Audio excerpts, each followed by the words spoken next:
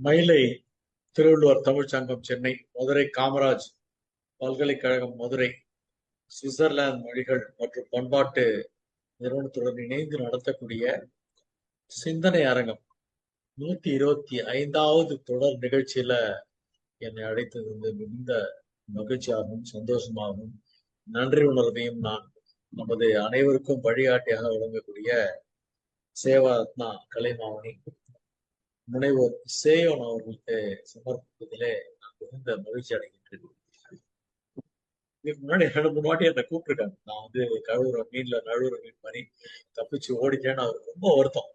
அதே மாதிரி எனக்கு 2 முறை விருது கொடுக்குறேன்னு வேற சொன்னாரு. ஐயோ, அதுக்கெல்லாம் நான் தகுதியே இல்லை சார், தகுதிப்படுத்திட்டு அப்புறமா உங்களோட விருதெல்லாம் வாங்கிக்கிறேன் அப்படின்னு சொல்லிட்டு, இப்ப நீங்க வாட்சதெல்லாம் கூட பெரிய விருதெல்லாம் ஒண்ணு கிடையாது.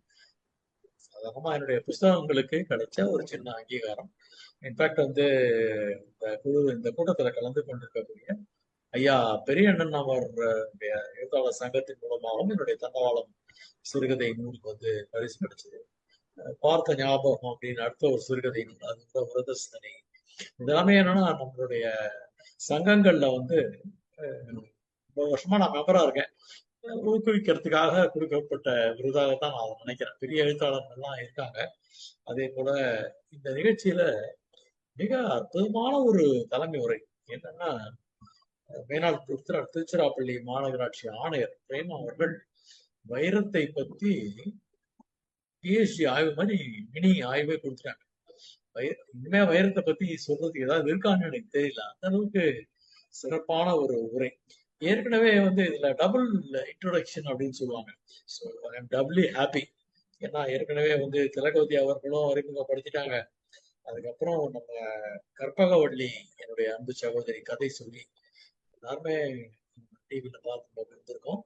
நேரடியாகவும் என்னோட நல்ல ஒரு ஃப்ரெண்டா இருப்பாங்க. அவங்க ஹஸ்பண்டும் எனக்கு ரொம்ப ஃப்ரெண்டு.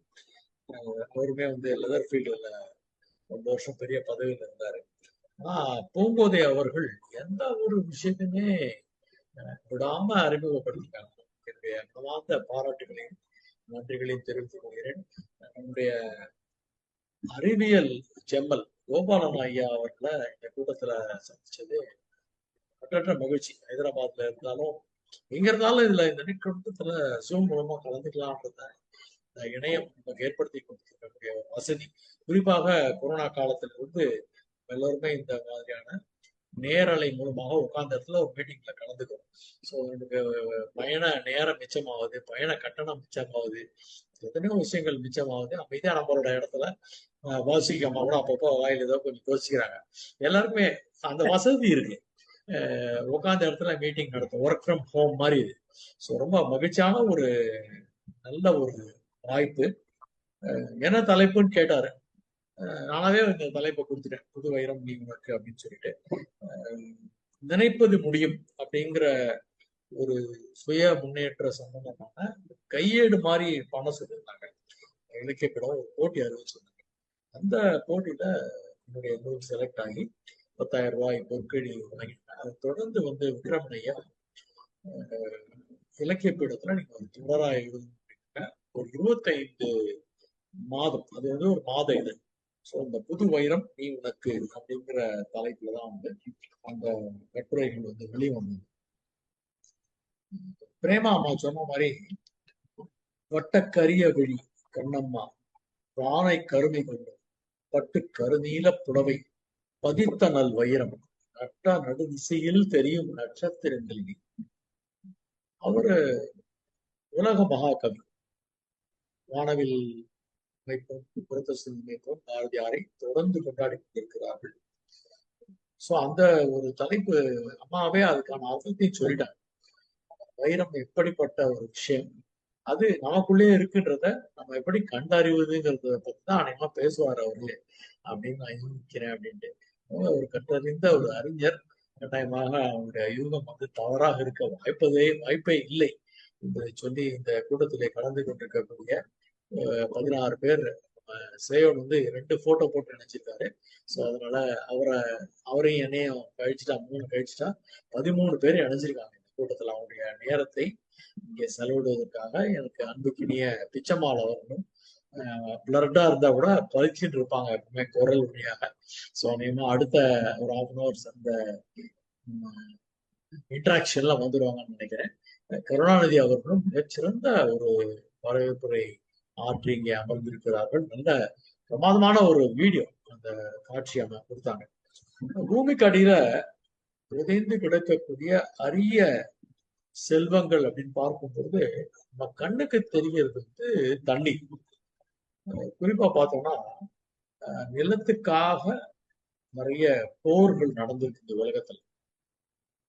அதற்கு பிறகு பாத்தீங்கன்னா இந்த பெட்ரோல் டீசலுக்கான போர் இன்னுமே நடந்து கொண்டேதான் இருக்கிறது. அதுவும் பூமி தாய் வழங்கக்கூடிய ஒரு மிகப்பெரிய அரிய ஒரு பொக்கிஷமாக இருக்கிறது. தொடர்ந்து வராதுன்றதுனால தான் இப்ப எலக்ட்ரிக் வெஹிக்கிள் வேற என்னென்ன மாதிரியான மாற்று எரிசக்தி மூலமாக நாம் வந்து இந்த வாகனங்களை ஓட்டலாம்ன்ற யோசனையில இறங்கியிருக்கோம். அதே மாதிரி நம்ம நாட்டுல வந்து 21 thermal power station, major power station, அது எல்லாத்துக்குமே நான் விசிட் பண்ணியிருக்கேன். அவங்களுடைய ஓஎன்எம் எம்ப்ளாயிஸ் எல்லாம் ட்ரைனிங் கொடுத்துருக்கேன். அதற்கு வந்து என்னன்னா 14 நாட்கள் நம்ம நாட்டுக்குள்ள கப்பல் வரல அப்படின்னு சொன்னா நம்ம நாடே ஸ்தம்பிச்சு போகும். நிலக்கரியை வந்து நம்ம தொடர்ந்து இம்போர்ட் பண்ணிட்டே இருக்கோம். இந்த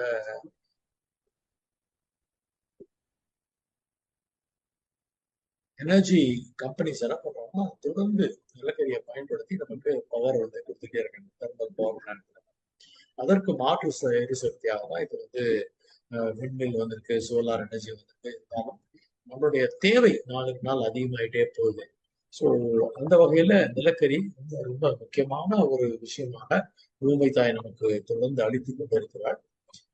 கேஜிஎஃப் போன்ற இடங்களிலே தங்கம் கிடைக்கிறது.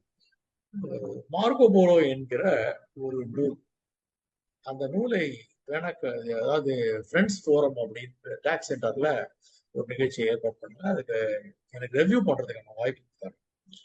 மிஸ்டர் பால் அப்படிங்கிறவர் அந்த நூலை எழுதியிருக்காரு. அதுல வந்து ஒரு அரிய தகவல் ஒன்று இருக்கு. ஒரு 800 ஆண்டுகளுக்கு முன்னாடி மார்கோ போலா வந்து பாண்டிய நாட்டுல வந்து தங்குறாரு. அப்போ அவங்க விருந்தினரா அந்த சீன தேசத்து ராணி எல்லாம் கூப்பிட்டு வந்திருக்காங்க. மிகச்சிறந்த உபசரிப்பு நடக்குது. அவர் எல்லாத்தையுமே ஆய்வு செய்து எப்படிலாம் அவங்களுடைய வணிகம் நடக்கிறது என்றதெல்லாம் அந்த டைனிங் டேபிள் உட்காந்து ராஜாக்களோட எல்லாம் பேசுறாரு. அப்போ ராஜா வந்து சில முக்கியமான விஷயங்கள்லாம் எடுத்து வைக்கிறார். நாங்க இன்னும் வாட்டர் சிஸ்டம்ல தான் இருக்கோம். நாங்க வந்து தங்கம், முத்து, வைரம் இந்த மாதிரியான விஷயங்களை தான் நாங்க வந்து டீல் பண்ணிட்டு இருக்கோம். ஆனா இந்த தங்கம், வைரம்ன்றதெல்லாம் நாங்க எங்களுடைய ட்ரெஷர்ல வச்சிருவோம், இந்த பொக்கிஷத்துல வச்சிருவோம். போர் மாதிரியான சமயத்துல அதை பயன்படுத்துவோம் அப்படிங்கிறாங்க. அந்த ஒரு 800 years முன்னாடியே சைனால பேப்பர் கரன்சி வந்துருதுன்ற செய்தியை மார்கோ போலோ அந்த பாண்டிய மன்னருக்கு தெரிவிக்கிறார். இப்ப நம்ம நாட்டுல இந்த பேப்பர் கரன்சி தேவையில்ல, டிஜிட்டல் மணி கொடுத்துரும். அதை தாண்டி இப்ப என்ன நடக்குதுன்னா ட்ரம்ப் அவர்கள் நம்மளை மிரட்டக்கூடிய சூழ்நிலையில் தான் இந்த பொருளாதார நிபுணர்கள் மிக முக்கியமான ஒரு கருத்தை முன்வைக்கிறார்கள். தங்கம் வைத்திருக்கக்கூடிய நாடு தான் மிக ஒரு சக்தி வாய்ந்த பவர்ஃபுல்லான கண்ட்ரி அப்படின்னு சொல்றாங்க. அந்த விதத்தில் பார்க்கும் பொழுது இந்திய நாடு தங்கத்திற்கு மிக மிக முக்கியத்துவம் கொடுத்து எக்கச்சக்கமான தங்கத்தை வந்து நம்ம பத்திரப்படுத்தி வைத்திருக்கோம். தேவைக்கு பயன்படுத்தி கொள்ளலாம். நம்ம நாட்டுல மட்டும்தான் தங்கம் இல்லாம திருமணமே நடக்காது. பருப்பு இல்லாத கல்யாணமான்னு சொல்லுவாங்க இல்லையா, அதே மாதிரி தங்கம் இல்லாம கல்யாணம் நடக்கவே நடக்காது. வெளியில போனா மட்டும் நமக்கு ஒரு பயத்துல, ஒரு பாதுகாப்பு உணர்ச்சிக்காக நம்ம தங்கத்தெல்லாம் கழட்டி வச்சுட்டு முத்து மாலை வேற சில ஃபேக் ஜுவல்லரி எல்லாம் போட்டுட்டோம். இருந்தாலும் தங்கம் என்பது பெண்களுக்கு மிகவும் பிடித்த விஷயம். என்னை போன்ற ஆண்களுக்கு ரொம்ப பிடிக்கும். நான் 2 மோதிரம், ஒரு செயின், பிரேஸ்லெட் எல்லாம் உள்ள வச்சுட்டேன். அதெல்லாம் எனக்கு பிடிக்காதுன்னு சொல்லிட்டு ஏன்னா வாங்கி வாங்கி கொடுப்பாங்க இல்லையா, அது பிடித்தவர்களுக்கு வாங்கி தருவாங்க. ஸோ நம்ம வந்து தங்கம் அப்படிங்கிறது ரொம்ப முக்கியம். அதை தாண்டின ஒரு விஷயம் தான் வைரம். எப்பவுமே அப்படி மேலாம்படியா கடல்ல எடுத்தா வந்து நமக்கு உப்பு தான் கிடைக்கும், தண்ணி கிடைக்கும், உப்பு கிடைக்கும். அது ஆழமா போக போகதான் சின்ன சின்ன மீன்கள், அதுக்கப்புறம் பெரிய பெரிய திமிங்கங்கள், கடல்ல இல்லாத ஒரு விஷயமே இல்லைன்னு சொல்லலாம். அப்படிப்பட்ட ஒரு விஷயம் வந்து நமக்கு பூமிக்கு அடியில தோண்ட தோண்ட கிடைக்கும். அஜித் மற்றும் ரகுவரன் நடித்த ஒரு காட்சி ஞாபகம் நினைக்கிறேன். முகவரின்ற எனக்கு வந்து ஒரு நினைவு. சரி, மிகச் சரியாக எனக்கு சொல்ல தெரியவில்லை. அவர் வந்து தோண்டிட்டே இருப்பாங்க. இது மேல கிடைக்கலன்னு சொல்லிட்டு விட்டுருவார். அரை கூட நான் சொல்லுவார், இவ்வளவு தூரம் தோண்டிட்ட, இன்னும் கொஞ்ச நேரம் நீ ட்ரை பண்ணா கண்டிப்பாக நீ தேடக்கூடிய புதையல் கிடைக்கும் உனக்கு அப்படின்றாங்க. இதுல நம்ம பார்க்க வேண்டிய ஒரு விஷயம் என்ன அப்படின்னாக்கா, ஒரு கற்பனையான ஒரு விஷயம். நிறைய பேர் நீங்க கேள்விப்பட்டிருப்பீங்க. ஒரு ஊர்ல கோவில் கட்டணும்னு நினைக்கிறாங்க. அந்த ஸ்தபதியை கூப்பிடுறாங்க. நிறைய மலைப்பாங்கான இடம். 2 பாறைகளை அந்த ஸ்தபதி வந்து தேர்வு செய்யறாங்க. திடீர்னு ஒரு பாறை வந்து பேசுகிறது, என்னெல்லாம் ஒண்ணும் பண்ணிடாதீங்க, ப்ளீஸ் லீவ் மீ அப்படின்னு. சரி, அதை எடுத்து ஓரம் வைப்பா அப்படின்ட்டாரு. ஏன்னா ரெண்டுமே அந்த சிலை வடிப்பதற்கு லாயக்கான பாறைகள். அது ஒரு பாறை ஓங்கி ஒலித்ததுனால் அதை வச்சு ஓரமா வச்சுட்டாங்க. இன்னொரு சிலை வந்து தேவையில்லாத இதையெல்லாம் நீக்கினால் தேவையான உருவம் கிடைக்கும். மனிதர்களும் அப்படிதான். என்னெல்லாம் தேவையில்லையோ அதையெல்லாம் அகற்றி விட்டால் மிக சிறந்த அழகான மனிதராக நம்மால் மாற முடியும். அப்படி ஒரு சிலை உருவாகிறது. அந்த சிலை வந்து உருவான பிறகு அது விக்கிரகமா மாறுது. கோவில் கும்பாபிஷேகம் மிகப்பெரிய வைபவமா நடக்குது. அந்த உருவமான கடவுள் போன்ற ஒரு சிலை உருவாகி விட்டது. இப்ப அதுக்கு அலங்காரம் எல்லாம் பண்ண முடியாது. ட்ரெஸ் போடணும், மாலை போடணும், அதுக்கு உரிய ஆபரணங்கள் எல்லாமே பண்ணணும்.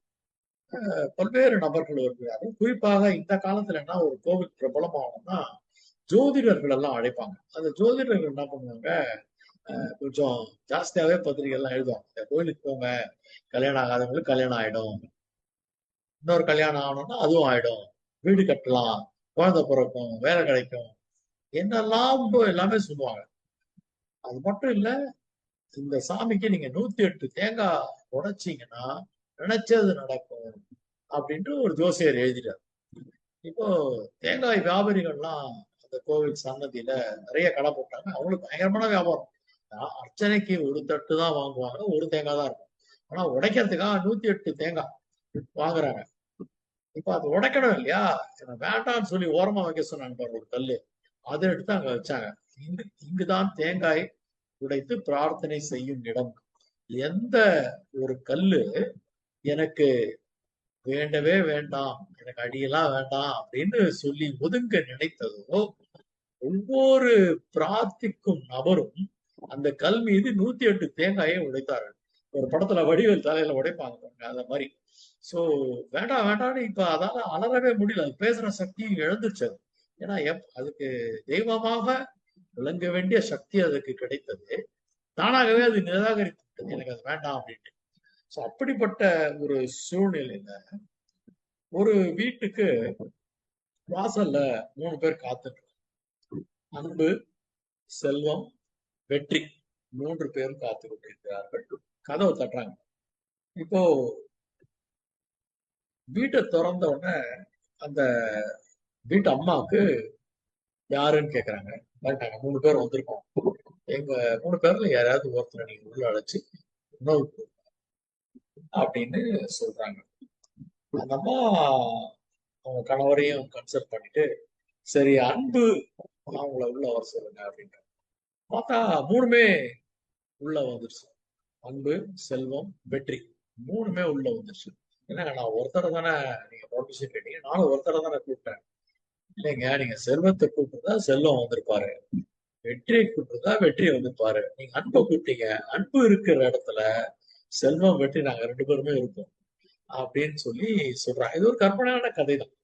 இது மூலமா சொல்லக்கூடிய செய்தி என்னன்னா, எங்கெல்லாம் அன்பு இருக்கிறதோ, அன்பிற்கும் உண்டோ அடைக்கும் தாழ், இந்த மாதிரி திருக்குறள் சொன்னாதான் சேவன் ஐயா வந்து மகிழ்வார்.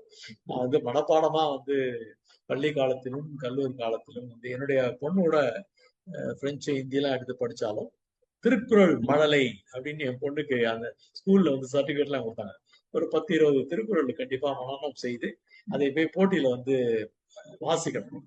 அது மாதிரி வாசிச்சு திருக்குறள் மழலையாக என்னுடைய மகள் இருந்திருக்கிறார். ஒரு விஷயம் நம்ம பண்ணிட்டே இருக்கோம். எதுக்காக பண்றோம் அப்படின்னு பாத்தீங்கன்னா, எல்லாத்துக்குமே வந்து ஒரு காரணம் இருக்கிறது. நீங்க வந்து நம்ம ஒரு மெட்டீரியலிஸ்டிக் வேர்ல்டுல இருக்கோம். பண சம்பந்தமான ஒரு விஷயம் நம்மை துரத்துகிறது, நம்ம வந்து நம்மை தள்ளுகிறது கூட சொல்லணும். அப்படி பார்க்கும் பொழுது நம்ம சம்பளத்துக்காக செய்யறோமா, இல்ல பணத்துக்காக செய்யறோமோ, இல்ல கடமைக்காக. அதாவது கடமை, கடன், கனவு, இது மூன்றுல ஏதாவது ஒண்ணு ஒரு மனிதனுக்கு கட்டாயம் இருந்தே தீரும். கனவு என்பது என்ன? ஒரு பெரிய வீடு கட்டணும், நிறைய பெரிய கார் வாங்கணும், நிறைய பணம் எல்லாம் சேர்க்கணும், இந்த மாதிரி வந்து ஒரு கனவு. கனவு என்பது ஒரு லட்சியம் சார்ந்தது கூட நீங்க வச்சுக்கணும். கடமை அப்படிங்கிறது என்ன அப்படின்னு பாத்தீங்கன்னா, இப்ப எனக்கு வந்து நான் மூத்த பையன், தம்பி 2 தாங்க. எங்க அப்பா ஒருத்தர் தான் வேலைக்கு போனாங்க அந்த காலத்துல. நான் 18 வயசுலயே வேலைக்கு போயிட்டேன். இவங்க படிச்சாங்க இல்லையா, நான் ஒரு பட்டியல் நான் என்னெல்லாம் படிச்சிருக்கேன்ட்டு. நான் வந்து ஒரு டிகிரி, 9 டிப்ளமாஸ், 2 எம்எஸ், அப்புறம் முனைவர் பட்டம், அதுக்கப்புறம் என்எல்பி, பிஎஸ்சி மாஸ்டர்ஸ், ஏ1, இது எல்லாமே நான் வேலை பார்த்துக்கிட்டே படிச்சதுதான். ஸோ நம்ம வந்து என்ன பண்றோம் அப்படின்னு பாத்தீங்கன்னா, கடமை அப்படிங்கிற ஒரு விஷயம் நமக்கு அழுத்தது. நம்ம படிச்சு நம்மையும் காப்பாற்றிக் கொண்டு குடும்பத்தையும் காப்பாற்றணும், குடும்பத்தை முன்னேற்ற வேண்டும், அப்பாவுக்கு தோளோடு தோள் நின்றாக துணை இருக்க வேண்டும்ங்கிற ஒரு நமக்கு ஒரு கடமை உணர்வு இருக்கு இல்லையா? அதுக்காக நம்ம சில பேர் செயலாற்றணும். ஸோ சில பேருக்கு வந்து கடன் இருக்கும். வீட்டுல ஏற்கனவே வாங்கின கடனா இருக்கலாம், இல்ல சில பேருக்கு கடன் வாங்குவதே ஒரு பழக்கமா இருக்கும். அதெல்லாம் இந்த தபால் துறை விளம்பரத்துல என்ன பண்ணும், அவர்களுடைய முதல் செலவு சேமிப்பாக இருக்கட்டும் அப்படிம்பாங்க. இன்றைய காலகட்டத்துல இளைஞர்களுடைய முதல் செலவு இஎம்ஐ ஆக இருக்கட்டும். டேக் ஹோம் பேன்னு சொல்றாங்க இல்லையா, அந்த டேக் ஹோம் பே உடனே எல்லாம் பிடிச்சிடலாம். ஏற்கனவே வந்து நம்ம ஒரு 30% டாக்ஸ் ஸ்ட்ரைட்டா நியூ ரெஜிம்ல போனீங்கன்னா உங்களுக்கு டாக்ஸை முடிச்சுட்டு தான் கொடுக்குறேன். அப்புறம் பிஎஃப் இருக்கு, மற்ற அதர் பெனிஃபிட்ஸ் இருக்கு, இன்சூரன்ஸ் இருக்கு, எல்லாம் பிடிச்சிட்ட பிறகு நம்ம வீட்டுக்கு எடுத்துட்டு போறோம். வீட்டுக்கு வரதுக்குள்ளேயே நம்ம சில சமயம் ஸ்டாண்டிங் இன்ஸ்ட்ரக்ஷன் கொடுத்துருக்கோம். அதன் மூலமாக வங்கிகள் நம்ம பணத்தை நம்மள கேட்காமே தூக்கிடும். கேட்காம கேட்டுதான் முதல் லெட்டர் கொடுத்துருக்கோம், தூக்கிட்டு. அது ஹவுஸ் லோனு, கார் லோனு, என்னெல்லாமோ இருக்கு, எல்லாமே கடனில் வாங்கியவைதான். ஸோ அப்படிப்பட்ட ஒரு விஷயத்துல பாத்தீங்கன்னா, செல்வத்துக்காக நம்ம வேலை செய்யணுமா அப்படின்னு சொன்னா நமக்கு செல்வம் தான் கிடைக்கும். ஒருத்தர் வெற்றிக்காகவே போராடுகிறார் அப்படின்னா அவருக்கு வெற்றி கிடைக்கும். ஒருத்தர் வந்து மகிழ்ச்சியாக செய்கிறார். உண்மையிலுமே சொல்ல போனா 2007 வரைக்கும் நான் வந்து ஒரு டைபிஸ்ட் கிளர்க்கா என்னோட பணியை தொடங்கினேன். அதுல இருந்து accounts assistant accountant, accounts officer, administrative manager, deputy general manager, group general manager, executive director, எல்லா போஸ்டும் அனுபவிச்சுட்டு இதெல்லாம் எனக்கு வேண்டாம் அப்படின்னு 47வது வயசுல முடிவோட 2 பெண் குழந்தைகளுக்கு எங்க அப்பா வந்து இருக்கிற வரைக்கும் அதை அனுமதிக்கவே இல்லை. நீ வேலைக்கு தான் போகணுன்ட்டு. எங்க அப்பா திடீர் என்று மாரடைப்பால் இறந்து போகும்போது எனக்கு அந்த துணிச்சல் இந்த மனைவி தராங்க. பரவாயில்ல, துணி கணக்கு வேலையை விட்டுருங்க, பிடிச்சதை செய்யுங்க. எந்த விஷயம் நமக்கு பிடித்த விஷயம் அப்படின்னு பாத்தீங்கன்னா, என்னை நான் சுய ஆய்வு செய்து, அதாவது unused machinery gets rusted, unused time dies, unused potential decays, unused knowledge becomes a burden. அதாவது பயன்படுத்தாத இயந்திரம் துருப்பிடித்து போகும், பயன்படுத்தாத நேரம் விரயமாகி போகும், பயன்படுத்தாத ஆற்றல் வழுங்கி போகும், பயன்படுத்தாத அறிவு பாரமாகி போகும். இப்ப படிச்சிருக்கோம், உங்களை எக்ஸ்பீரியன்ஸ் நமக்கு கிடைச்சிருக்கு. So can I make a small difference in people's life? ஒருத்தருடைய வாழ்க்கையில ஒரு சிறு மாற்றமான என்னால் ஏற்படுத்த முடியுமான்ற ஒரு எண்ணத்துலதான் விஷன் அன்லிமிடெட் என்கிற ஒரு சின்ன பயிற்சி நிறுவனத்தை நான் தொடங்கினேன். எப்பவுமே ஒரு சொந்தமா ஒரு தொழில் தொடங்கும் பொழுது சம்பளத்துல 10% கூட கிடைக்காது. எடுத்த உடனே கொஞ்சம் கொஞ்சமா நம்மளை எஸ்டாப்ளிஷ் பண்ணணும்.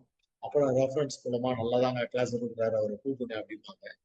ஸோ அந்த மாதிரி வந்து வாய்மொழி மூலமாக பல இடங்களுக்கு நான் அறிமுகமாகி பல விதமான, அதாவது ஒர்க்மேன் டு சேர்மன், பாத்ரூம் கிளீனர்ஸ்க்கு நான் ட்ரெயின் பண்ணியிருக்கேன், டிரைவர்ஸ் கிளீன் பண்ணியிருக்கேன், ரேஷன் ஷாப் ஒர்க்கர்ஸ், அதே மாதிரி ஐஏஎஸ் ஐபிஎஸ் ஆஃபீஸர்ஸ், கம்பெனியுடைய ஓனர்ஸ், எம்டி, சேர்மன், பேங்க்குடைய டாப் அஃபீஷியல்ஸ், இது மாதிரி தொடாத துறைகள் இல்லைன்னு சொல்லுவாங்க இல்லையா, எல்லா இடத்துலையும் நம்மளை வந்து கூப்பிட ஆரம்பித்தார்கள். ஒவ்வொரு சமயம் என்னை நான் தயார் செய்து கொண்டே இருந்தேன். ஏன்னா அந்த ஆடியன்ஸ் அட்ரஸ் பண்ணோம்னா அவங்களுடைய தேவை இருக்கும். ஸோ என்னோட ப்ரோக்ராம்ஸ் எல்லாமே கஸ்டமைஸ்டா தான் இருந்தது. ஸோ அப்ப நம்ம வந்து மனிதர்கள் என்ன செய்யறாங்கன்னு பாத்தீங்கன்னா, நம்ம பேச ஆரம்பிக்கிறதுக்கு முன்னே they are trying to judge you. They are also judgmental. Everyone is judgmental. நம்ம ஜட்மெண்டல் இல்லைன்னு நம்ம சொல்லிட்டா கூட உண்மையிலுமே நம்ம ஜட்மெண்டல் தான். என்ன பண்றோம் அப்படின்னா, எல்லாருடைய எடை, நடை, உடை, உயரம், அவரோட மீசை, அவரோட நிறம், அவரோட பெயர், அவர் பேசுகிற ஒரு விதத்திலிருந்து அவருக்கு எந்த இன மதத்தை சார்ந்தவராக இருக்கக்கூடும் அப்படின்ற ஒரு யூகம். இதெல்லாமே எதுக்குன்னா ஒரு அஃபினிட்டி வரத்துக்காக.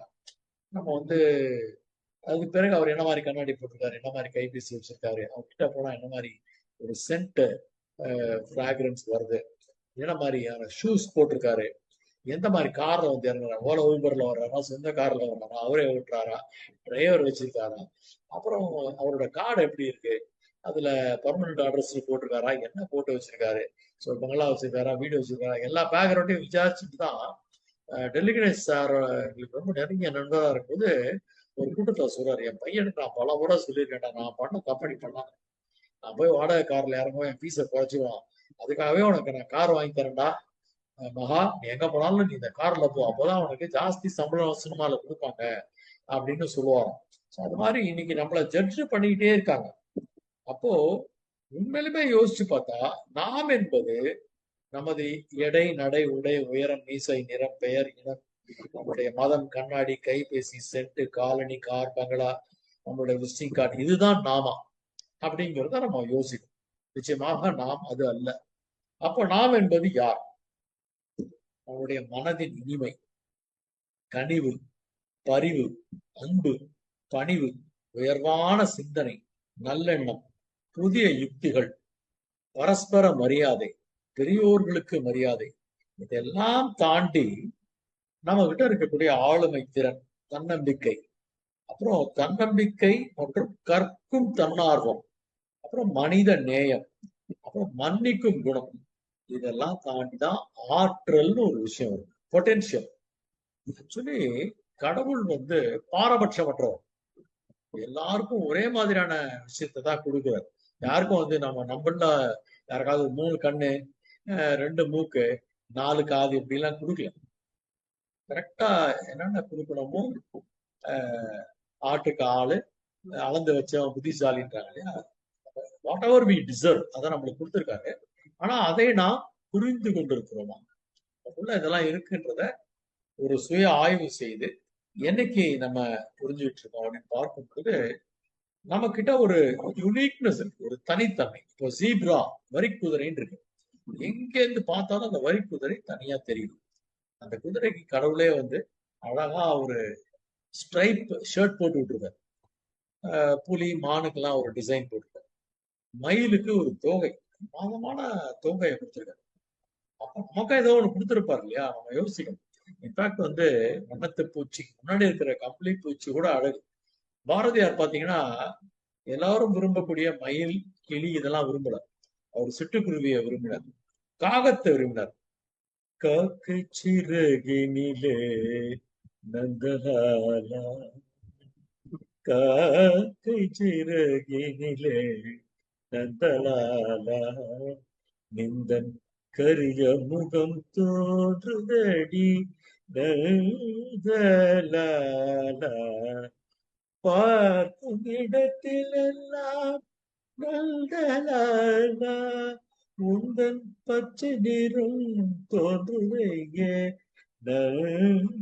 நந்தலாலா. இந்த பாட்டு அப்படி போடும். சோ அவர் கழுதையை கட்டி பிடிச்சுக்கிறார். யாராவது கழுதையை கட்டி பிடிச்சுப்பாங்களா? என்னை பார் யோகம் போறோம்னு லாரிலாம் எழுதியிருப்பான், நம்ம பார்க்கலாம். ஆனா அது கிட்ட போனா உதச்சு விட்டுரும். யாரும் கழுதையை கட்டி பிடிச்சிக்க மாட்டாங்க. இவரு சிட்டுக்குருவி விரும்புறாரு, காகத்தை விரும்புகிறார், கழுதையை விரும்புகிறார். இததான் மேடம் வந்து விஜய சொன்ன மாதிரி நாம் எல்லோரும் இழந்து நிற்கக்கூடிய ஒரு அற்புதமான பாடலாசிரியர் நான் முத்துக்குமார். மழை மட்டுமா அழகு, சுடுவையில் கூட ஒரு அழகு, மலர் மட்டுமா அழகு, விழும் இலை கூட ஒரு அழகு. அப்போ அந்த இலையும் அழகுதான். சில இலைகள் பாத்தீங்கன்னா மல்டி கலர்லாம் இலை இருக்கும், எவ்வளவு பியூட்டிஃபுல்லா இருக்கும் பாருங்க. அந்த மாதிரி ரசிக்கக்கூடிய விஷயத்த பாரதியார் பண்றாங்க. எத்தனை கோடி இன்பம்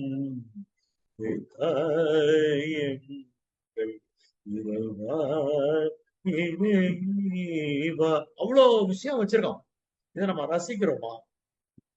அதெல்லாம் ரசிக்கிறத விட்டுருங்க. உங்களை நீங்க முதல்ல ரசிக்கிறீங்களா? நிறைய பேருக்கு எனக்கு மீச திக்கா இல்ல, எனக்கு சீக்கிரம் முடி கொட்டிடுச்சு, சீக்கிரமாவே எனக்கு வந்து கிரே ஆயிடுச்சு, எனக்கு நிறைய பருக்கள் இருக்கு, என்னோட கண்ணாடி வந்து சோடா புட்டி மாதிரி இருக்குன்னு சொல்லிட்டு அந்த ஃப்ரஸ்ட்ரேஷன்ல கண்ணாடியே பார்க்க மாட்டாங்க நிறைய பேர்.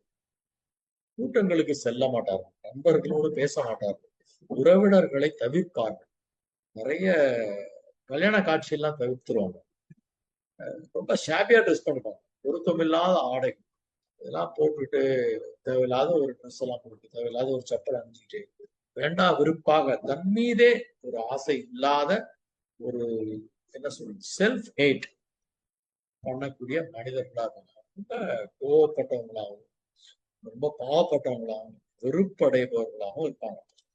அப்படி பார்க்கும் பொழுது நான் சொன்ன அந்த யுனிக்னஸ் இருக்கு இல்லையா, நம்ம காந்தி அப்படின்னு சொன்னோன்னா நமக்கு ஞாபகம் அவருடைய அஹிம்சை, எப்பவுமே உண்மை சொல்லணும், ரெண்டும் நமக்கு ஞாபகம் வருதா இல்லையா? அன்னை தெரசா, கருணை, காருண்யம் அப்படின்னு நமக்கு ஞாபகம் வரும். பாரதியார், அவரோட மீசை, அவருடைய இளமையிலேயே அவர் சாதித்த அற்புதமான விஷயங்கள். மகா யுத்தத்தை பத்தி எல்லாம் கவிதை எழுதியிருக்காரு, இந்தியாவை பத்தி மட்டும் எழுதல. பிரெஞ்சு எங்க இருந்தா அவருக்கு அந்த இன்ஃபர்மேஷன் எல்லாம் கிடைச்சதுன்னு நம்ம ஆச்சரியமா இருக்கும். இன்னும் பல வருஷங்கள் இருந்தா ரொம்ப ரொம்ப ஆச்சரியப்படக்கூடிய விஷயங்களை செஞ்சிருப்பாரு. அவரு தொலைநோக்கு பார்வை. இன்னைக்கு வந்து நம்மளுடைய பிரதமர் 2047 இந்தியா எப்படி இருக்கணும்னு சொல்றாரு இல்லையா, விஷன் 2047. ஸோ இந்த பாரதியார் வந்து அப்பயே சொல்றாரு, ஆலயம் செய்வோம், நம்ம ஆலைகள் செய்வோம், என்னெல்லாமோ எல்லாத்தையுமே விஷுவலைஸ் பண்ணிட்டாரு. இங்க இருக்கும்போது அங்க அங்க ஒருத்தரோட பேசலாம், எல்லாமே அந்த பாட்டுல சொல்றாரு. I don't want to waste your time. இப்போ பாரதி, காமராஜ் அப்படின்னு எடுத்துட்டா ஒரு படிக்காத மேதை, ஆனா எல்லாரும் படிக்கணும்னு விரும்பினவர். சோ அந்த நினைத்தவுடன் வரக்கூடிய அவர்களை பற்றிய ஒரு சிந்தனை, அது ஐயூஎஸ்பின்னு சொல்லலாம், யுனிக்னஸ். இன்னைக்கு வந்து நந்தன் நிலக்கரியின் மூலமா அவரை வந்து ஒரு கேபினட் ரேங்க் அவருக்கு கொடுத்து இன்ஃபோசிஸ்ல சிஇஓவா இருந்தார். நமது அரசாங்கத்துக்கு ஒரு மிகப்பெரிய விஷன் இருக்கு, தொலைநோக்கு பார்வை. அத்தனை பேருக்கும் ஆதார் கார்டு கொடுக்கணும் அப்படின்னு ஒரு விஷன். அப்போ இந்த 130 கோடியிலிருந்து இப்ப 140 கோடி சரியான மக்கள் தொகை நம்மகிட்ட இல்லை. நம்ம சொல்றோம் நம்ம செகண்ட் இன் இந்தியா வேர்ல்டுன்னு. அநேகமா நம்ம சைனாவை பீட் பண்ணிருப்போம்னு நினைக்கிறேன். வேற விஷயத்துல பிஸியா இருக்காங்க, நம்ம நிறைய விஷயத்துல பிஸியா இருந்து நம்ம மக்கள் தொகையை இன்னும் பெருக்கிக்கிட்டே தான் இருக்கோம். ஆனா சில விஷயங்கள் மாறி இருக்கு. சில பேர் கல்யாணத்தை தள்ளி போடுறாங்க, சில பேர் கல்யாணமே வேணாங்கிறாங்க, ஆணோட ஆண் கல்யாணம் பண்ணிக்கிட்டாங்க. எல்லாமே நம்ம வெளிநாட்டுல இருந்து அந்த சிந்தனைகளையும் நாம் இறக்குமதி செய்து கொண்டு நம்முடைய கலாச்சார சீர்கேடுகள் எல்லாம் நம்ம கொண்டு வந்துருக்கோம். அதையும் நம்ம சுய ஆய்வு செய்து பார்க்கணும், எது சரி எது தவறு. அதுதான் நம்மளுடைய 6வது அறிவுன்னு சொல்றோம். ஸோ அந்த ரீசனபிள் ரீசன்ஸ் சொல்றோம், அந்த ரீசன்ஸ் நம்ம யோசிச்சு பார்க்கணும். குறிப்பா இந்த ஆதார் கார்டுல வந்து பாத்தீங்கன்னா நீங்க பார்த்திருப்பீங்க, அந்த கட்டை விரல் ரேகையை பதிவு பண்றோம், மற்ற விரல் ரேகையை பதிவு பண்றோம், கண்ணின் மணி. இப்ப இந்த 800 கோடிக்கு மேல உலகத்தில் இருக்காங்கன்னா நம்ம கட்டை விரல் ரேகையை போல உலகத்தில் வேற யாரோட கட்டை விரல் ரேகையுமே இல்லை. they are so unique. நம்மளுடைய food prints, when you walk on the beach, வந்து செருப்புல போட்டுக்காம ஒரு நதிக்கரையிலோ கடற்கரை மீதோ நாம் நடந்தோம் என்றால் இந்த கால் தடங்கள் ஒருத்தருக்கு மாதிரி ஒருத்தர் இருக்காதுன்னு. அந்த கண்ணின் தீக்ஷணை, நிறைய பத்திரிகைகள்ல பாத்தீங்கன்னா நடிகை அல்லது நடிகரோட கண்ணை மட்டும் போட்டு, இது யாருடைய கண்கள், சரியான விடைக்கு 41ஆம் பக்கம் பார்த்த உடனே நம்மளுக்கு எப்படி தெரியுது, இது வந்து த்ரிஷாவின் கண்கள், இது ஸ்னேகாவின் கண்கள், இது மாதவின் கண்கள் எப்படி சொல்றோம். அத மாதிரி ஒரு கண்ணை வேற யாருக்கும் அவர் கொடுக்கல. Is it possible? Yes, it is possible, but we are not realized. We are so unique. There is nothing to compare. இன்னொருத்தரோட நம்ம கம்பேர் பண்ணிக்க வேண்டிய ஒரு அவசியம் இல்லை.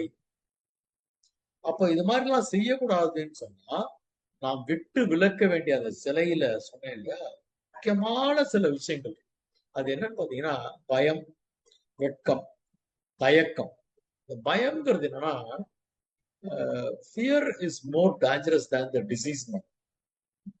தெனாலி படத்துல வந்து எல்லாத்துக்கும் பயம் பயம் பயங்கிற பாருங்க. சில பேருக்கு உள்ளபடியே பை நேச்சர் இயல்பாகவே எல்லாத்துக்கும் ஒரு பயம் இருக்கும். இது வந்து ஒரு வளர்ப்பு தன்மை தான். How you are brought up. அவங்க படி மேல எல்லாம் ஏறாத, நீ விழுந்துருவ, அந்த பக்கம் எல்லாம் போகாத, தனியா போகாத, இருட்டுல போகாத அப்படிங்கிறது. பூச்சாண்டி பிடிச்சிட்டுருவோம். இந்த மாதிரிலாம் சொல்லி சொல்லி அது சப்கான்சியஸ் மைண்ட்ல போய் அந்த பயத்தை உருவாக்குது. அப்ப அவரால வந்து ஒரு 10 பேர் முன்னாடி பேச முடியல, 10 பேர் முன்னாடி பாட முடியல, ஒரு ஜோக் சொல்ல முடியல. உடனடியா ஒரு கதையை சொல்லு, ஒரு ஜோக்கை சொல்லு, ஒரு பாட்டை சொல்லு, ஒரு விடுகதையை சொன்னா தடுவார். அப்படியே கையெல்லாம் சொல்லிட்டு போயிடும். கையில பேப்பர்லாம் வச்சிருப்பாரு, ஆனா தப்பு தப்பா வாசிப்பாரு. அந்த மாதிரியான பயம். சில பேருக்கு வந்து வெட்கம், தேர் ஆல் இன்ட்ரோவர்ட் அப்படின்னு சொல்லி அந்த தயக்கம். இது வரைக்கும் நம்ம யாராவது கூப்பிட்டு அவருக்கு வாய்ப்பு கொடுத்தா கூட என்னாலாம் இது முடியுமா அப்படிங்கிற ஒரு செல்ஃப் டவுட், சுய சந்தேகம் அப்படின்னு சொல்லுவோம். அல்லது லிமிட்டிங் செல்ஃப் பிலீஃப் சொல்லுவோம். நம்மை கட்டுப்படுத்தும் சுய நம்பிக்கை, நம்மளை பத்தின ஒரு செல்ஃப் எஸ்டீம், சுய மதிப்பு நம்மளோட குறைவா இருக்கும். இதோடைய காரணமா என்ன நடக்கும்னா ஒரே குழப்பங்கள் ஏற்படும். எப்பவுமே வேற ஆல்வேஸ் கன்ஃபியூஸ்ட். நம்ம செய்யறதுலாம் தப்பா கரெக்டா கேள்வி கேட்டுட்டே இருப்போம். அப்படி ஒரு தடவை நம்ம செய்யறது வேற யாராவது ஒருத்தர் தப்புன்னு சொல்லிட்டாரு, என்ன பாடுறீங்க, கொஞ்சம் கூட ஸ்ருதியே சேரல அப்படின்றனா அடுத்த வாட்டி நம்ம பாடவே மாட்டோம். ஏன் நம்மள குறை யாரும் சொல்லவே கூடாதா? அந்த காலத்துல சுகுடுன்னு ஒருத்தர் இருந்தார், ரொம்ப நல்லா பாடுவார், டிஎன் சேஷகோபாலன். அவரை பத்தி ஒரு சேஷ்ட கோபாலன் எழுதிட்டார். ஏன்பா நல்லாதான் பாடுற, நீ எதுக்கு ஜாங்கிரி புழியிற, நீ கையெல்லாம் ஜாங்கிரி புழியாம பாட முடியாதவனால எதுக்கு முகத்தை அஷ்டகுணம்லாம் வச்சுக்கிற, எல்லாம் சிரிச்சுட்டு அழகா பாடலாம்ல அப்படின்னு எழுதிட்டார். சேஷகோபாலன் ஒன்னும் பாடுறதெல்லாம் நிறுத்தல. அந்த மாதிரி கிரிட்டிக்ஸ் இருப்பாங்க. அந்த கிரிட்டிக்ஸ் என்ன பண்றாங்கன்னா நம்மளோட தவறுகளை சுட்டி காட்டி நாம் மேலும் முன்னேறுவதற்கான ஒரு வாய்ப்பை தருகிறார். இப்ப கடையில கூட இந்த கம்ப்ளைண்ட் பண்றான் பாத்தீங்களா, அவங்க நம்மளுக்கு ரொம்ப முக்கியம். அந்த மாதிரியான கஸ்டமர்ஸ் மூலமா தான் நம்ம அடுத்த நிலைக்கு போக முடியும். இப்ப ஜெர்மனில பாத்தீங்கன்னா எல்லாமே வந்து குட் அப்படிமா, வெரி குட் சொல்ல மாட்டான், எக்ஸலன்ட்லாம் சொல்லவே மாட்டான். இப்ப நம்ம ஒருத்தர் வீட்டுக்கு போறோம், அவங்க நமக்கு காஃபி ஏதோ ஒன்று கொடுக்குறாங்க. காஃபி ஆக்சுவலி வந்து நமக்கு அவங்க மேல ரொம்ப பாசம் அதிகம். காஃபியும் கொஞ்சம் சுமாரா தான் இருக்குன்னு வச்சுக்கோங்களேன். ஆனா அந்த பாசத்தின் காரணமா நம்ம என்ன சொல்லணும், எக்ஸலன்ட் காஃபி அண்ணி, பிரமாதம் போங்க, உங்க கைக்கு வாழையிலே பண்ணி போடலான்னு நம்ம பாராட்டும். நம்ம எல்லாத்துக்குமே எக்ஸலன்ட். சி, நம்ம பர்ஃபெக்டா எப்பவுமே இருக்கவே முடியாதுங்க. Perfection is a stressful thing. பர்ஃபெக்ட்னா என்ன, எந்த தவறுமே இல்லாமல் இருப்பது. அப்படி பர்ஃபெக்டா யாருமே இல்லை. நம்ம கிட்ட நிறைய குறைகள் இருக்கு. அப்படி குறைகளோட தான் நம்மளை படைச்சிருக்கான். அதனாலதான் திருவள்ளுவர் என்ன சொல்றாரு, குணம் நாடி குற்றமும் நாடி அவற்றுள் மிகை நாடி மிக்க குழல். அப்போ நம்ம கிட்ட எப்படி இந்த பக்கம் ஹெட் அந்த பக்கம் டெய்ல் ஒரு காயின்ல இருக்கோ, நம்ம கிட்ட குணமும் இருக்கு குற்றமும் இருக்கு. ஆனா எது ஜாஸ்தி இருக்கு அப்படிங்கிறத பார்த்து you accept people as they are. நம்ம எழுத்த மாதிரி இருக்கிற மனிதர்களை, நம்மோட பழகும் மனிதர்களை அவர்களிடம் இருக்கும் குறைபாடுகளோடு சேர்த்துதான் நம்ம அக்செப்ட் பண்ணிக்கணும். வெறும் குறை மட்டும் பார்த்தோம்னா என்ன ஆயிடும், குற்றம் பார்க்கின் சுற்றம் இல்லை. அவனை பார்த்து குற்றம் சொல்லிட்டே இருந்தோம்னா நம்ம அவனோட பழகவே மாட்டோம், நம்ம லிஸ்ட்ல இருந்தே அவனை தூக்கிடும். நிறைய பேரு இந்த பேஸ்புக்ல எல்லாம் இப்ப லைக் கமெண்ட் ஷேர் 3 பட்டன் வச்சிருக்கான். லைக் மைண்டட்னு சொல்லுவோம். நமக்கு பிடிச்ச மாதிரியே இருந்ததுன்னா நம்ம லைக் பட்டனை பிரஸ் பண்ணிடுவோம். நல்லா இருக்கு, ஏதாவது ஒண்ணு சொல்லணும் போல இருக்கும், எய்தர் ஃபார் ஆர் அகைன்ஸ்ட். அப்போ ஒரு கமெண்ட் போடும், ஏன் சொல்ற, விஜய் எல்லாம் ஒண்ணு அப்படி பண்ணலையா அப்படின்ற மாதிரி ஒரு கருத்து நமக்கு சொல்லணும் போல இருக்கும். அதை ரொம்ப பட்டம் போடாம ஒரு கருத்தை நம்ம சொல்லுவோம். இப்போ ஒருத்தர் ரொம்ப நல்லா அருமையான ஒரு வீடியோ போட்டிருக்காரு, அப்பளமிட்டு பாருன்னு ஒரு பாட்டு. அப்பளத்தை பத்தி ஒரு பையன் பாடுறான். யாரு, விருதங்க மணியுடைய பேரன் பாடுறான்னு வச்சுக்கோங்களேன், அபிஷேக் ரகுராம் பாடுறான். அந்த பாட்டை நம்ம என்ன பண்ணுவோம், ரொம்ப நல்லா இருக்கு, தமிழ்ல இப்படி அப்பளத்தை பத்தி இப்படி ஒரு பாட்டா, உடனே ஷேர் பட்டன் அழுத்தி என்ன பண்ணுவோம், யாம் பெற்ற இன்பம் பெருகு வையகம், எல்லாருக்கும் அள்ளி விடு, நீயும் பாடியா நீயும் பாடியான்னு சொல்லிட்டு இப்ப எல்லாரும் அப்படிதான் பண்றாங்க. ரீல்ஸ் எல்லாம் பார்த்தா டக்குன்னு அனுப்பிச்சு விட்டுருவாங்க. முந்தனத்துக்கு நான் வந்து ஒரு ரீல்ஸ் பார்த்துருந்தேன். நான் பார்க்க மாட்டேன் ரீல்ஸ், என் ஒய்ஃப் பக்கத்துல உட்காந்து பார்த்துருந்தேன். அருமையான ஒரு விஷயம் வந்து அந்த ரீல்ஸ்ல நடந்தது. என்னன்னு பாத்தீங்கன்னா, வேலைக்காரி கிளம்புறான், அப்பா நாளையில இருந்து நான் வேலைக்கு வர மாட்டேமா அப்படின்னு சொல்றான். ஹஸ்பண்ட் ஒய்ஃப் 2 பேருமே உட்காந்துருக்காங்க. என்னம்மா சொல்ற? ஏன் வேலையை விட்டு போனோன்ற? வேற வேலை உனக்கு கிடைச்சிருச்சா? கிடைச்சிருச்சுங்க ஐயா. எங்கம்மா உனக்கு கிடைச்சது? பக்கத்துல அந்த மென்டல் ஹாஸ்பிட்டல் இருக்கு இல்லையா, அங்கதான் வேலை கிடைச்சிருக்கு அப்படின்னு சொல்றான். அங்க கூட்டி போயிருக்கிற வேலைக்கு சம்பளம் நிறைய போடுங்க. இவர் கேக்குறாரு, உனக்கு மென்டல் ஹாஸ்பிட்டல்ல வேலை செய்யறவங்களுக்கு உனக்கு எக்ஸ்பீரியன்ஸ் இல்லையான்ற. என்னங்க சொல்றீங்க? 10 வருஷம் நம்ம வீட்டுல வேலை பார்த்திருக்கேன், இந்த அனுபவம் பத்தாதான் எனக்கு அப்படிங்கிறா. அந்த ஜோக்கை ரொம்ப ரசிச்சு நான் என்ன பண்ணேன், அதை அப்படியே டைப் அடிச்சு முகநூலில் போட்டு ரீல்ஸில் நான் பார்த்து மகிழ்ந்தது அப்படின்னு போட அதை ஒரு 10 பேர் லைக் போடுறோம். நான் பார்த்து மகிழ்ந்திருக்கேன், அதை ஒரு 10 பேர் லைக் போறோம். சோ இப்ப என்ன நடக்குதுன்னு பாத்தீங்கன்னா, இந்த சின்ன சின்ன ஒரு ஸ்பிளிட் ஆஃப் த செகண்ட்ல நம்ம சுத்தி நிறைய அந்த மந்திரங்கள், மாயங்கள், ஜாலங்கள், மேஜிக் நடந்துகிட்டே இருக்கு. அப்போ இதெல்லாம் நம்ம செய்யணும் அப்படின்னா, பிச்சைமால் பாட்டி பாருங்க, யார் புஸ்தகம் வெளியிட்டாலும் ஒரு 5 புஸ்தகத்தை வாங்குறாங்க, தெரிஞ்சவங்க எல்லாம் கொடுக்குறாங்க, தானும் படிக்கிறாங்க. அதை பத்தி ஒரு விரிவா ஒரு லெட்டரை எழுதி தயார் பண்ணி பக்கம் பக்கமா என்னுடைய ஒரு கட்டுரை புஸ்தகம் எனக்கு ஆச்சரியமாயிடுச்சு. 25 கட்டுரை 50 கட்டுரை இருக்குன்னா 50 கட்டுரையை பத்தி பேராகிராஃப் டைட்டில் போட்டு 50 கட்டுரை பற்றி 4 வரி அதெல்லாம் தொகுத்து ஆர்டிஸ்ட் மணியை கூப்பிட்டு அவனை புடிஞ்சு அவன் குடும்பெல்லாம் பிடிச்சி ஆட்டி, இது ஒரு புஸ்தகமா போடுறா, என்னமா எழுதுறாங்க ஐயா அப்படின்னு சொல்லிட்டு அதை ஒரு புஸ்தகமா போட்டாங்க. இதுக்கு என்னன்னா, தன்னை மேம்படுத்தி கொள்ளுதல். ருக்மணி சேஷசாயின்னு ஒரு அம்மா இருக்காங்க, நம்ம சேவன் ஐயாக்கெல்லாம் தெரியும். நம்ம ஒரு மறைந்த கவிஞர் என்னுடைய கிளாஸ்மேட், அவன் பாடுறவன் என்னோட கிளாஸ்மேட் பியூசில. நாங்க 2 பேரும் சுட்டி சுந்தர் அவருடைய மாணவர்கள் பியூசில. நான் ஏஎம்ஜேன்ல நாகநந்தி அவர்களுடைய மாணவன் வேணுகோபால், ப்ரொஃபசர் வேணுகோபால். அவர் வந்து மூவாவுடைய ஸ்டூடெண்ட் நாகநந்தி. நாகநந்தி தான் மனோகருடைய நாடகத்துக்கெல்லாம் வசனம் எழுதினார். அவர் எங்களுக்கு வகுப்பு எடுக்கும்போது அவர் நாகநந்தி எங்களுக்கு தெரியாது. ரொம்ப அழகா இருப்பாரு, மீசை வச்சிருப்பாரு, ஒயிட் சிப்பா போட்டு வருவாரு, பிரமாதமா இன்ட்ரெஸ்டிங்கா கிளாஸ் எடுப்பார். எதுக்காக சொல்ல வரேன்னா, ருக்மணி சேஷசாயி 80 வயதை கடந்தும் அவங்க பிளாக் வச்சிருக்காங்க. எப்போ 12-13 வருஷமா அவங்க சொந்த பிளாக் வச்சிருக்காங்க. அவங்க கட்டுரை எல்லாம் எழுதி பிளாக் போடுறாங்க, அவங்க வெப்சைட் வச்சிருக்காங்க, பேஸ்புக்ல இருக்காங்க. பத்மாமணி அம்மா இன்னும் 90 வயசு தாண்டிடுச்சு, இன்னும் கைவினை பொருட்கள் எல்லாம் செஞ்சு அதை எடுத்து பேஸ்புக்ல எல்லாம் போடுறாங்க. பேரன் உதவியோட இருக்கலாம், சொந்தமா கூட போடலாம். எதுக்காக சொல்றேன்னா, எனக்கெல்லாம் வாட்ஸ்அப்லாம் வராதுங்க, ஐயோ எனக்கு ஃபேஸ்புக் எல்லாம் பிடிக்காதுங்கன்னு சொல்லிட்டு சில பேரு, எதுவுமே எனக்கு தெரியாது, எனக்கு வராது, எனக்கு இதெல்லாம் பிடிக்காது. அப்ப என்னதான் பண்ண போற? சாப்பிடுறது, தூங்குவது, உண்ணுவதும் உறங்குவதும் ஒரு வாழ்க்கையா அப்படின்னு நம்ம கேட்போம் இல்லையா? பட் அவங்க சமூக சேவையில் ஈடுபட்டிருக்கலாம், ஆன்மீக சேவையில் ஈடுபட்டிருக்கலாம். இப்படி செஞ்சாதான் வாழ்க்கை, நான் அதெல்லாம் சொல்றதுக்கு நான் யாரும் இல்லை. இருந்தாலும் இந்த கேசன் அப்படின்னு ஒரு விஷயத்த Japanese ஞாபகப்படுத்துறாங்க. 6th and 9th August என்ன நடக்குது அப்படின்னு பாத்தீங்கன்னா, ஜப்பான்ல குண்டு போறோம். வந்து யுரேனியம், புளூட்டோனியம் 2 விதமான பொருட்களை பயன்படுத்தி தரமட்டமா ஹிரோஷிமா நாகசாக்கி ஆகிறது. 1980 வரைக்கும் ஜப்பானிய பொருட்களை உலகத்தில் யாருமே வாங்கவில்லை. டோன்ட் டச் அப்படின்ட்டாங்க. அந்த அளவுக்கு அதுல இன்ஃபெக்ஷன்ஸ், ஏகப்பட்ட பிரச்சனைகள் இருக்கு.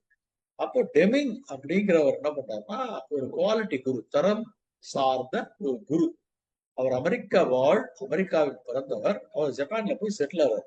அங்க இருக்கக்கூடிய மக்களுக்கு எல்லாம் அங்க இருக்கிற பிரச்சனைகள் எல்லாம் பார்த்து அங்க இருக்கிற நிறுவனங்கள் எல்லாம் அழைத்து கண்டினியூஸ் இம்ப்ரூவ்மெண்ட், அதுதான் kaizen, total quality management, TQM. தொடர்ந்து தரமான பொருட்களை உற்பத்தி செய்வது எப்படி, தொடர்ந்து நம்மை மேம்படுத்தி கொள்வது எப்படி. அப்போ இது மனிதர்களுக்கும் பொருந்தும். Are you outdated or update? இப்போ பள்ளி ஆசிரியர்கள், கல்லூரி ஆசிரியர்கள்லாம் பாத்தீங்கன்னா அதே அரைச்சமாவே அரைப்பாங்க. இன்னைக்கு தோசை, நாளைக்கு வந்து ஆனியன் தோசை, நாளைக்கு ஊத்தாப்பம். மாத்தவே மாட்டாங்க, ஏன்னா அவங்க லைப்ரரிக்கு தான் போக மாட்டாங்க, பேப்பர் படிக்க மாட்டாங்க. காலையில 8 மணிக்கு காலேஜ் போயே ஆகணும். எந்திரிச்சோமா, குளிச்சோமா, ட்ரெஸ் மாட்டினோமா, ஓட்டணுமா, 14 ஹவர்ஸ் போய் கிளாஸ் எடுத்தோமா, கொஞ்சம் ரெஸ்ட் எடுத்தோமா, சாப்பிட்டோமா, 2 பஞ்சு ஒரு லஞ்சு முடிஞ்சா கிளாஸ். இப்ப இருக்கிற பையன் அந்த மாதிரி ஆசிரியர்களை பார்க்க விட மாட்டேங்கிறான். அவன் என்ன பண்றான்னா, மாதா பிதா கூகுள் தெய்வம்னு அவன் மாறிட்டான். மேடம் நீங்க என்ன பேசுறீங்க சார், நீங்க என்ன பேசுங்க சார், அவன் கூகுள்ல போய் எல்லாம் செக் பண்ணிக்கணும். சார் என்ன சார் தப்பு தப்பா சொல்லிட்டு இருக்கீங்க, இதெல்லாம் அவர் எழுதல சார் அப்படின்னு வாத்தியாரையே இவன் திருத்துறான். ஏன்னா எந்த வேலையும் கிடைக்கலன்னா வாத்தியார் வேலைன்ற அளவுக்கு இன்னைக்கு வந்திருக்காங்க. ஃபர்ஸ்ட் உத்தியோகம் என்னன்னா ஐடி வேலைக்கு போகணும், நிறைய சம்பாதிக்கணும். எந்த வேலையும் கிடைக்கலன்னா வாத்தியார் வேலை. அப்போ இவரே 48-50 மார்க் வாங்கி தான் பாஸ் ஆயிருக்காரு. இவர் என்ன சொல்லி தந்துட போறாருன்ற எண்ணம் அந்த மாணவர்களுக்கு இருக்குது. அப்ப நான் நிறைய ஃபேக்கல்டி டெவலப் பண்ண ப்ரோக்ராம்ஸ் பண்ணியிருக்கேன். அந்த ஒரு தைரியத்துல இதெல்லாம் உங்களுக்கு சொல்றேன். என்னுடைய டைட்டிலே எப்படி இருக்குன்னா, are you outdated or are you updated. அவுடேட்டட்னா என்ன? அந்த காலத்து மனுஷியா நீங்க பேசுனதே பேசிட்டு இருக்கீங்களா, இல்ல உங்களை புதுப்பித்துக் கொள்கிறீர்களா? நாளுக்கு நாள் உங்களை புதுப்பித்துக் கொள்கிறீர்களா? இதுல சில பேர் என்ன பண்ணுவோம் அப்படின்னு பாத்தீங்கன்னா, தனக்கு எல்லாம் தெரியும் நினைச்சுக்கிட்டு அவனே தன்னை பத்தி நினைச்சுப்பான். ஒருத்தன் என்ன பண்றான், இளையராஜா, இது ஒரு கற்பனையான விஷயம் தான். ஒருத்தன் என்ன பண்றான், இளையராஜா சாருடைய வீட்டு வாசல் எடுக்கிறான்.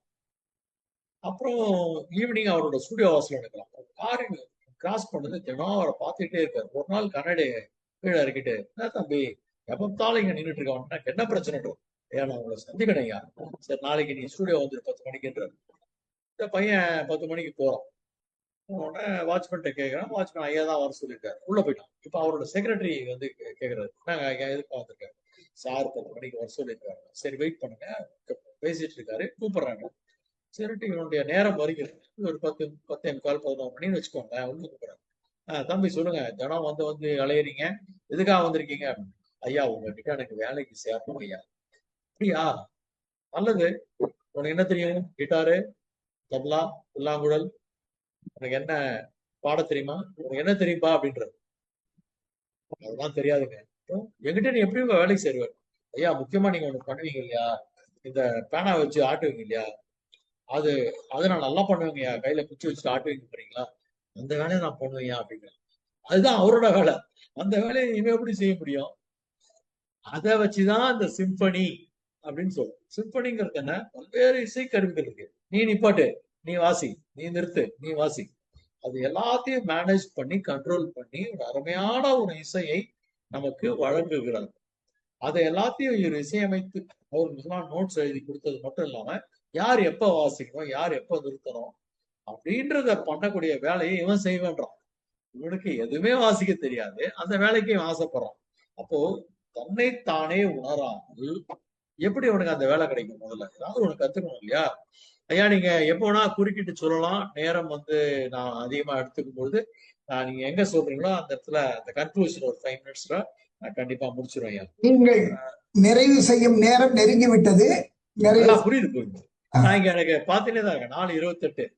அதான் நானும் அதான் வாட்ச் பண்ணிட்டு தான் இருக்கேன். இங்கதான் இருக்கேன். பரவாயில்ல பரவாயில்ல.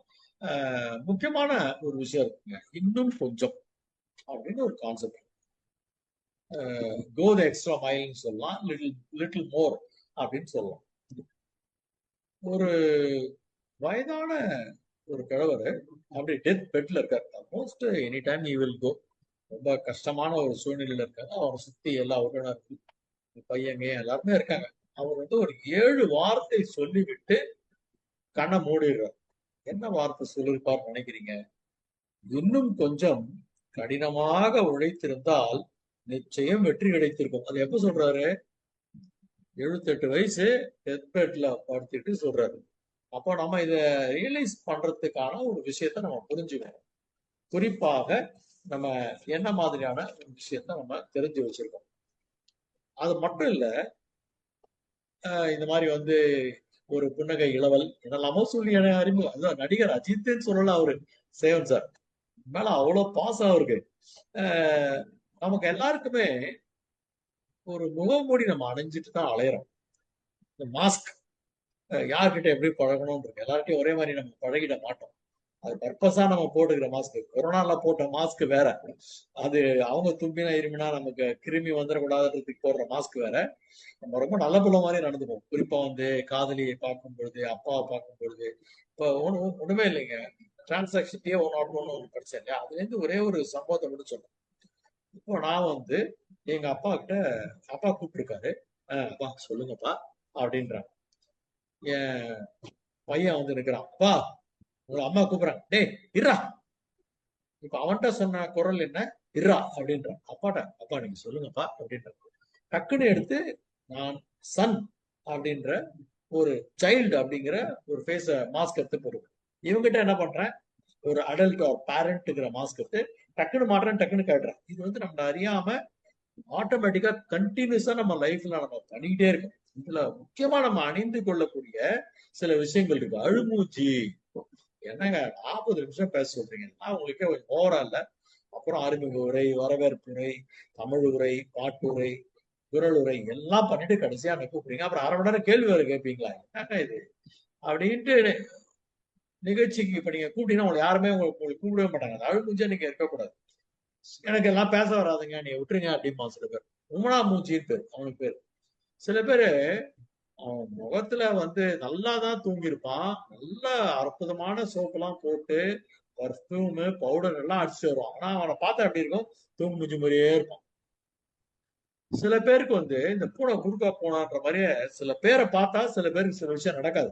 1-2 வாட்டி அப்படி நடந்த உடனே அவனுக்கு வந்து நம்ம we are not here to label people, we are here to enable. நான் இங்கிலீஷ்ல பேசுறதுக்கான காரணம் என்னன்னா, சில விஷயம் நமக்கு கொஞ்சம் ஈஸியா வந்துடும். அதாவது நம்ம யாரையும் லேபிள் பண்றதுக்காக இல்லை. எனேபிள்னா என்ன? அவங்களை முன்னேற்றுவதற்கும் அவங்களுக்கு உதவுவதற்கும் அதுக்காக தான் நம்ம இருக்கிறோம். ஆனா நம்ம விடியாமூஞ்சின்ற பட்டத்தை அவனுக்கு கொடுத்துருவோம். அப்போ இதுல ரொம்ப மோசமான மூஞ்சி எது? அழுமூஞ்சி, உமனா மூஞ்சி, தூங்கு மூஞ்சி, விடியாமூஞ்சியை தவிர ரொம்ப மோசமான மூஞ்சி சிடுமூஞ்சி. சில பேர் ஆபீஸ்ல அவர் பேர் வந்து ஏஎஸ். ஏஎஸ் அப்படின்னாக்கா ஆதி சூரிய நாராயணன் அப்படின்னு ஒரு பேர். இவனுக்கு ஏஎஸ் வச்சதுக்கு ரீசன் என்னன்னா அல்சேஷன். ஏஎஸ் வந்துட்டாரப்பா அப்படின்றோம். எல்லாரும் அவர் பேரை தான் கேட்கறாங்கன்னு நினைச்சிட்டு இருக்கானுங்க. இவங்க மனசுக்குள்ள என்ன நினைக்க அல்சேஷன் வந்துட்டாரா? ஏன்னா அவர் கோவம் வந்ததுன்னா ஃபைல் எல்லாம் விட்டறிவாரு. அவர் எப்ப என்ன பண்ணுவாரு அவருக்கே தெரியாது. சில பேர் சொல்லுவாங்க இல்லையா, if I get angry I'll become an animal அப்படிமா. ஏற்கனவே நம்ம வந்து we are all social animals. நம்ம வந்து கடிக்கலையே தவிர, நம்ம கடிச்சா விஷம்தான். பாம்பு கடிச்சா கூட சாவரமோ இல்லை, நம்ம கடிச்சா கண்டிப்பா செத்துருவோம். அதனால இந்த அடிக்கிறது, கடிக்கிறது, விட்டெறிகிறது. சோ சில பேர் வந்து எதுக்கு எடுத்தாலும் பாவம்ன்றோம். ஐயோ பாவம், உங்களை 40 நிமிஷம் பேச சொல்லிட்டாங்களா? ஒருத்தர் கல்யாண பத்திரிக்கை வைக்க வர, ஐயோ பாவம் உனக்கு கல்யாணமாப்பா. ஏன்னா see if you are married, if you are not married your life is incomplete. If you are married you are finished அப்படின்னு ஒரு ஆங்கில பழமொழி. இன்கம்ப்ளீட்டுக்கும் கம்ப்ளீட்டுக்கும் நிறைய வித்தியாசம் இருக்கு. கம்ப்ளீட்டுக்கும் ஃபினிஷ்டுக்குமே வித்தியாசம் இருக்கு. If you are not married your life is incomplete. If you are married you are finished. ஹிந்தியில எப்படி சொல்றான் அப்படின்னா, ஒவ்வொரு ஆணுமே ஒரு சிங்கத்தை போலத்தான். இங்க நிறைய பெண்கள் இருக்காங்க, கோச்சுக்காதீங்க, இது ஒரு நகைச்சுவை தான். சில சமயம் ரொம்ப சீரியஸாவும் பேசினா போர் அடிச்சிடும். கல்யாணத்துக்கு பிறகும் அவன் சிங்கம் தான். वो तो शेर है लेकिन शेर उसके ऊपर माँ भद्रकाली बैठा है. அந்த சிங்கத்தின் மேல யார் உட்கார்ந்துருக்கா? அவனை கண்ட்ரோல் பண்ற பத்ரகாளி உட்கார்ந்துருக்கா அப்படின்னு ஹிந்தியில ஜோக் சொல்லுவானுங்க. அப்போ நம்மளுடைய உண்மை முகம் என்பது இந்த வெற்றி தரக்கூடிய முகமா இருக்கணும். அந்த மாஸ்க் எல்லாம் இல்லாம இருக்கணும். ஏன்னா ஒரு சின்ன விதைக்குள்ளதான் பெரிய விருட்சம் இருக்கு. நாமெல்லாம் கூட அப்படித்தான். நம்மளுடைய பர்த் டேக்ன்றது வேற, குரோத் டேக்ன்றது வேற. முனைவர் செய்யோர், முனைவர் பட்டத்தோடய ஒன்னும் பிறக்கல. குறிப்பா வந்து நான் இந்த இடத்துல ஒரு அக்னாலேஜ் பண்ணி பாராட்டி ஆகணும் வாசுகி அம்மாவை. எனக்கு ரொம்ப பிடிக்கும். I just love her like anything. கிட்டத்தட்ட என்னுடைய மூத்த சகோதரி, அவங்க அம்மா அப்படின்லாம் எல்லாரும் கூப்பிடுவாங்க. அவங்க வந்து தனக்கு இருந்த கஷ்டங்கள், இடர்பாடுகள் எல்லாம் தாண்டி மேற்படிப்பு படிக்கிறாங்க, பிஹெச்டி படிக்கிறாங்க, சொந்தமா கார் ஓட்டுறாங்க, எங்க போனாலும் அவங்களே எழுதி இசையமைச்சு பாடுறாங்க. சோ இத மாதிரியான ஒரு விஷயம் வந்து அவங்களும் முனைவர் வாசுகி. இந்த முனைவர்ன்றது என்ன, பிறக்கும்போதே கழுத்துல மாடிட்டாங்களா? இல்ல. சில பேர் டாக்டர் ஆறாம், இன்ஜினியர் ஆறாம், ஐஏஎஸ் ஆறாம். சோ இது பர்த் டேக், இது குரோத் டேக். நாளுக்கு நாள் நம்மை மேம்படுத்தி கொண்டே நாம் செல்கிறோம். இது வந்து பீயிங் டு பிகமிங் அப்படின்னு சொல்றாங்க. பீயிங் டு பிகமிங்னா எதுவாக இருக்கிறோமோ, எப்படி இருந்தனா இப்படி ஆயிட்டேன், அதுதான் பீயிங் டு பிகமிங். அந்த being to becoming is a process. இப்படி களிமண் வந்து பல்வேறு ப்ராசஸுக்கு பிறகு ஒரு மண்பானையாகவோ ஒரு பாத்திரமாகவோ மாறுகிறது இல்லையா? அந்த ப்ராசஸ் வந்து we have to go through. அததான் அவங்க சொன்னாங்க, வலி இல்லாமல் வாழ்க்கை இல்லைன்னு பாட்டெல்லாம் பாடினாங்க இல்லையா பிரேமா அம்மா, பாவுஜெய் படத்துல இருந்து. நிச்சயமா without pain there is no gain. So we have to go through the process. And இந்த வெற்றி கனி என்பது மரத்தில் தொங்கும் மாங்கனி போல் அல்ல. கடினப்பட்டு உழைத்து தான் பல தடைகளை தாண்டித்தான் நாம் அதை அனுபவிக்கணும். நமக்கு வந்து வரக்கூடிய பிரச்சனைகள் வந்து ஒரு பெரிய பூட்டாக இருக்கலாம். அதை திறக்கக்கூடிய சாவி என்பது சின்னதுதான். ஒரே ஒரு நிறைவு கருத்து, ஒரு கதையை மட்டும் சொல்லிட்டு முடிச்சுக்கிறேன். நான் கதை சொல்லி இல்லைன்ற தைரியத்துல இந்த கதையை சொல்றேன். ஒரு ராஜா வந்து அறிவிக்கிறாரு, மிகப்பெரிய பூட்டு நம்ம சாம்ராஜ்யத்துல இருக்கு, இதை யார் திறக்கிறாங்களோ அவங்களுக்கு பரிசுன்னு சொல்லி அறிவிக்கிறார். அந்த மந்திரிகள்லாம் என்ன பண்றாங்கன்னா, பூட்டு சம்பந்தமான பல்வேறு ஆராய்ச்சி ஓலைச்சுவடி எல்லாம் எடுத்து புரட்டுறாங்க. மறுநாள் அந்த அவங்களுக்கான ஒரு பரிசோதனை காலம். ஒருத்தர் மட்டும் ரொம்ப ஜாலியா இருக்காரு. நேரா போனாருங்க. அவனுங்க திருக்கி திருக்கி பாக்குறானுங்க, எந்த சாவியும் வேலைக்கு ஆகணும். இவர் என்ன பண்ணாரு, முதல்ல பூட்டிருக்கானான்னு பார்க்கலாம்னு சொல்லிட்டு அப்படி பிடிச்சி இழுக்கிறா பாருங்க, திறந்துடுச்சு. அது பூட்டவே இல்லை.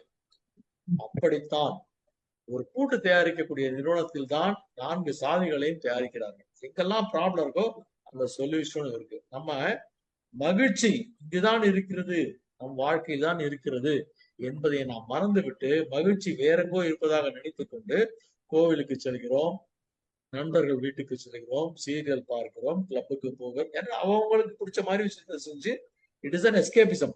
But again you have to come back. நம்ம வாழ்க்கை இங்கதான் இருக்கு. அப்போ எங்க பிரச்சனை இருக்கோ அங்கதான் மகிழ்ச்சி இருக்கு. அப்ப நம்ம மகிழ்ச்சியை தேடுவதுதான் நம்முடைய முக்கியமான குறிக்கோளாக இருக்கும். மகிழ்ச்சியோடு நாம் இருந்தால் வெற்றி தானாகவே வரும். And money is incidental. Money நீங்க வேண்டாம்னு சொன்னா மணி வரும். எனக்கு இந்த வயதை வெல்லும் வாலிபர்களுக்கு என்ன ரொம்ப எம்பரஸ் பண்ணாங்க. 1,00,000 ரூபாய் பரிசு கொடுத்துருக்காங்க. எனக்கு வாங்கும் போது நான் மசில்ஸ் எல்லாம் டைட் ஆயிடுச்சு, ஏற்புறையெல்லாம் நான் உளறி கொட்டியிருக்கேன். ஏன்னா வேண்டவே வேணாம் சார் சொன்னேன், கேட்கல. எனக்கு அவர் என்ன பண்ண போறாருன்னே தெரியல. பஞ்சாப் வைசன் 1,00,000 ரூபாய் பரிசு கொடுத்திருக்காரு. சோ மகிழ்ச்சியோடு ஒரு காரியத்தை நாம் செய்கிறோம் என்றால் வெற்றியும் அதற்கான பணமும் செல்வமும் அங்கீகாரமும் தானாகவே வருகிறது என்று சொல்லி அருமையான ஒரு வாய்ப்பு. சோ புது வைரம் நீ உனக்கு என்கிற தலைப்பை நான் எடுத்துக்கொண்டதற்கான காரணம் என்னவென்றால் நமக்குள் தான் அது இருக்கிறது. நாம் தான் அதை செல்ஃப் இன்ட்ராஸ்பெக்ட் என்று சொல்லக்கூடிய சுய ஆய்வு செய்து நம்மை கண்டறிந்து, இதற்கு வந்து there is no ending. இந்த நாலேஜ் என்பது there is no ending. We can continuously learn till our last breath. அது மட்டும் இல்ல, knowing is only knowing. Knowing is not doing. Only doing is doing. இததான் திருவள்ளுவர் நிற்க அதற்கு தகன்றார். அதாவது knowledge is not power. Only used knowledge is power. Application of knowledge. நாம் கற்றுக்கொண்டவற்றை பயன்பாடாக மாற்றாத வரை நமக்கு வெற்றி கிடைக்காது என்பதை அங்கே விஞ்ஞானி கோபாலன் அவர்கள் ஆமோதித்துக் கொண்டிருக்கிறார். உங்கள் அனைவருக்குமே என்னுடைய நன்றி மலர்களை உங்கள் பாதத்திலே சமர்ப்பித்து அற்புதமான ஒரு வாய்ப்பை வழங்கி இருக்கிறீர்கள். காலம் கடந்து விட்டாலும் உங்களுக்கு பிடித்திருக்கும் என்று நம்புகிறேன். நீங்கள் என்னை எந்த கேள்வியும் கேட்க மாட்டீர்கள் என்று இன்று மேஷராசி நேயர்களே என்று போட்டிருந்தார்கள். இருந்தாலும் நீங்கள் கேட்கலாம். ஐயா வணக்கம். நன்றி ஐயா, வணக்கம்.